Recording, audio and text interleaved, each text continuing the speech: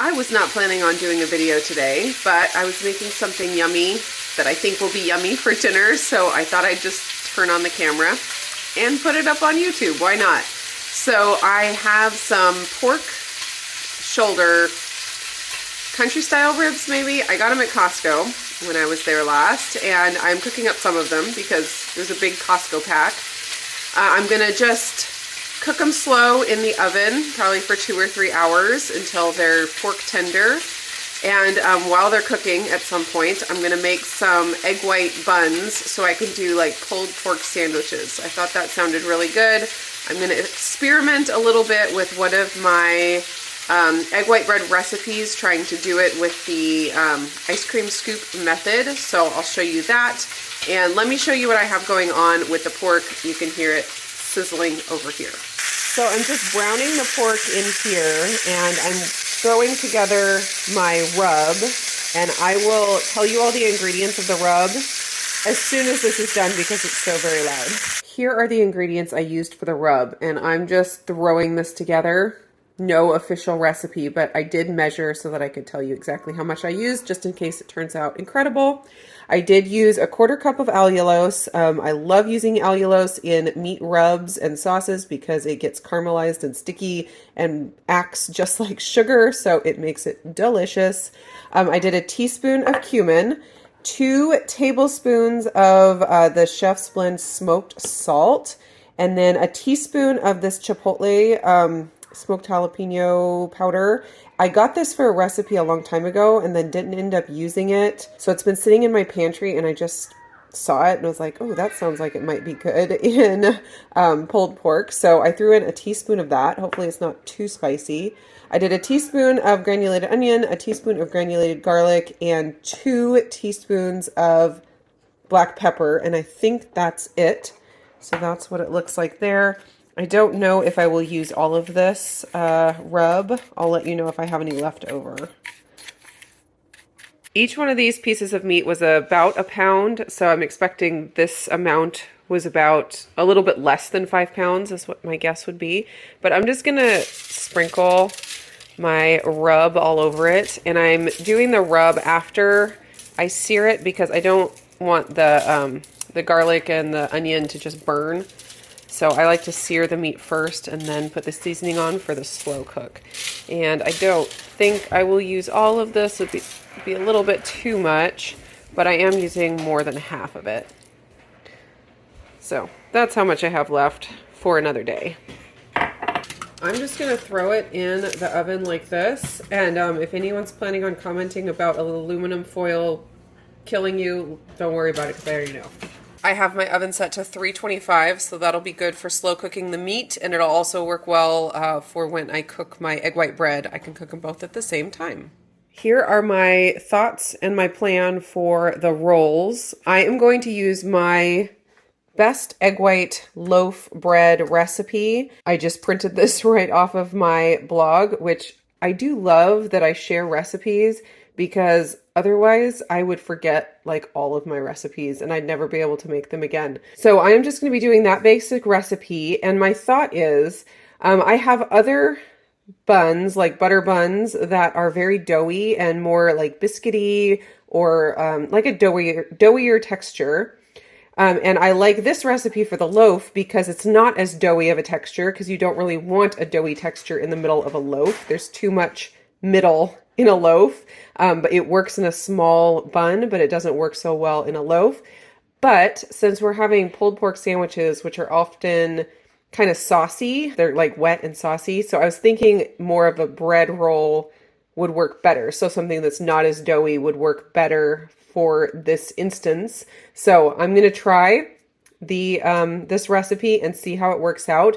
I have had a couple of people tag me on Instagram using this recipe for buns, and they looked beautiful. So I have a lot of hope that it's going to come out well, but I'm excited to do it myself and see how it works out.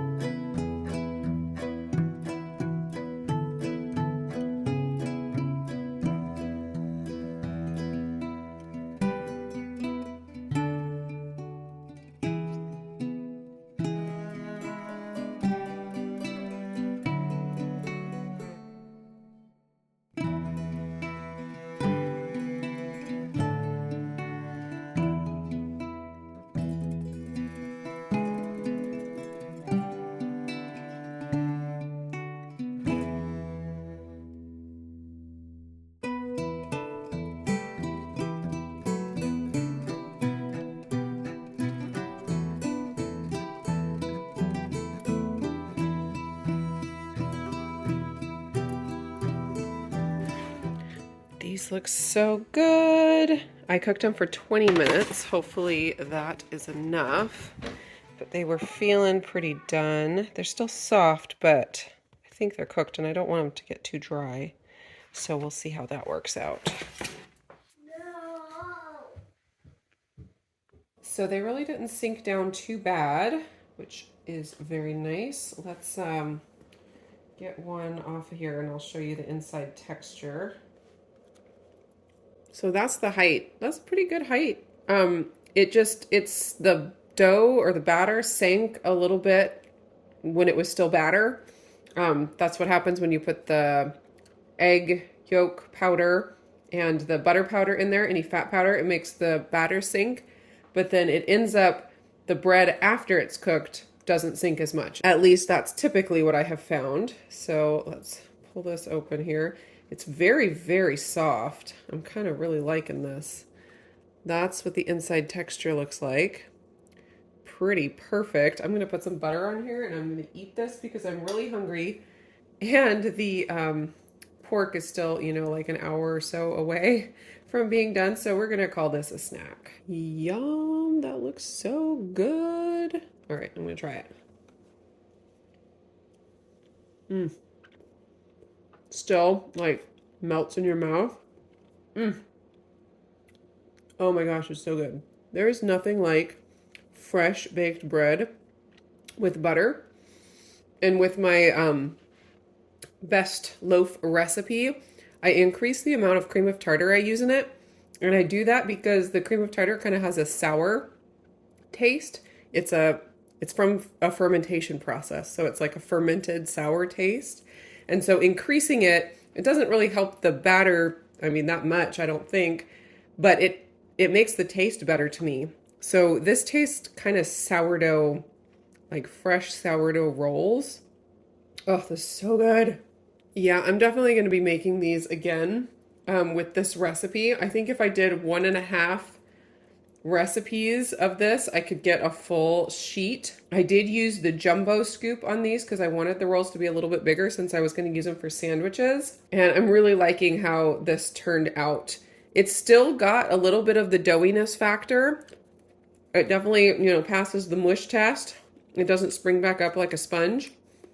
But I think it has structure so it will hold its shape when I put like the pork with the sauce on it.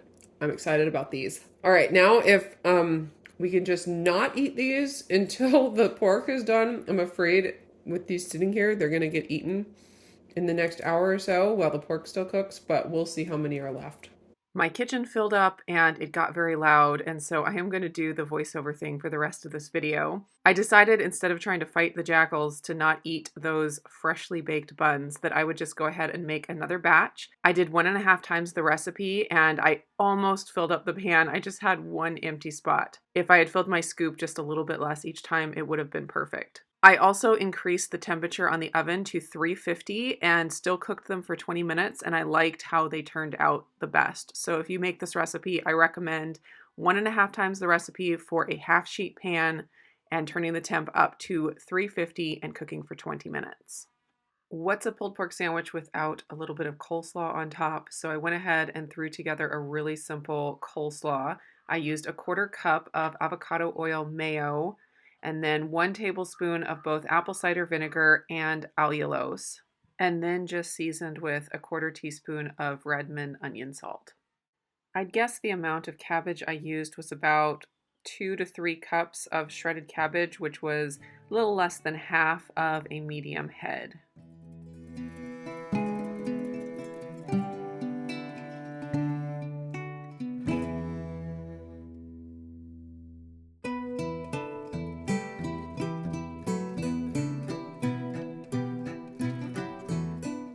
The pork cooked for a total of about 2.5 hours, and I did wrap it up in the foil about halfway through because it was losing a lot of moisture. I could have let it go a while longer to get it even more fork tender, but we were ready to eat, so I went ahead and pulled it out.